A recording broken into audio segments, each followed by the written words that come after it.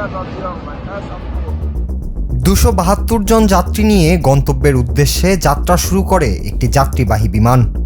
উড্ডয়নকালের প্রাক্কালে বিমানের ভেতরে কিংবা বাইরের পরিস্থিতি ছিল স্বাভাবিক।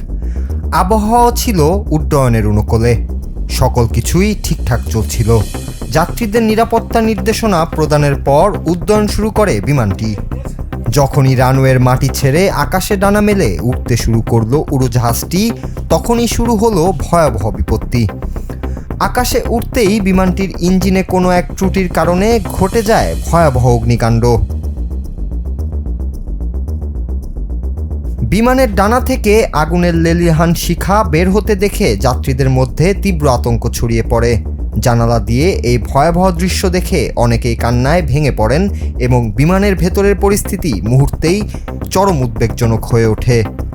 তবে এমন সংকটময় পরিস্থিতিতেও বিমানের কেবিন ক্রু সদস্যরা অসীম ধৈর্যের পরিচয় দেন।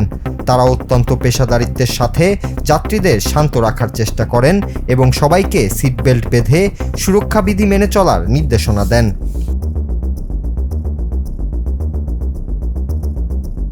ব্রাজিলের সাও পাওলো শহরের গুয়ারালহোস বিমানবন্দর থেকে রবিবার DL-104 ডেল্টা বিমানটি আটলান্টার উদ্দেশ্যে রওনা হয়েছিল, কিন্তু উড্ডয়নের পরপর আকাশে এমন ভয়াবহ পরিস্থিতির মুখোমুখি হয়েও বিমানের দক্ষ পাইলটরা এক মুহূর্ত সময় নষ্ট করেননি।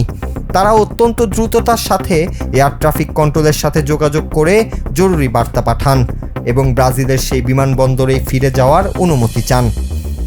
একই সাথে বিমানের স্বয়ংক্রিয় অগ্নি নির্বাপক ব্যবস্থা চালু করা হয়। পাইলটদের অসামান্য দক্ষতা ও বুদ্ধিমত্তায় বিশাল এই আকাশযানটিকে নিরাপদে পুনরায় রানওয়েতে ফিরিয়ে আনা সম্ভব হয়। উড়োজাহাজটি অবতরণের সাথে সাথেই সেখানে পূর্ব প্রস্তুত থাকা দমকল বাহিনী এবং জরুরি উদ্ধারকারী দল দ্রুত আগুন নিয়ন্ত্রণে নিয়ে আসে।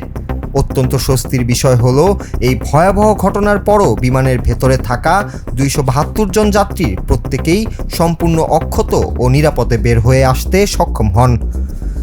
বিমান সংস্থাটির পক্ষ থেকে এই যান্ত্রিক ত্রুটির কারণ অনুসন্ধানে তদন্ত শুরু হয়েছে এবং আটকে পড়া যাত্রীদের বিকল্প ফ্লাইটে গন্তব্যে পাঠানোর ব্যবস্থা করা হয়েছে। Nur Raju, Bangla TV, news desk.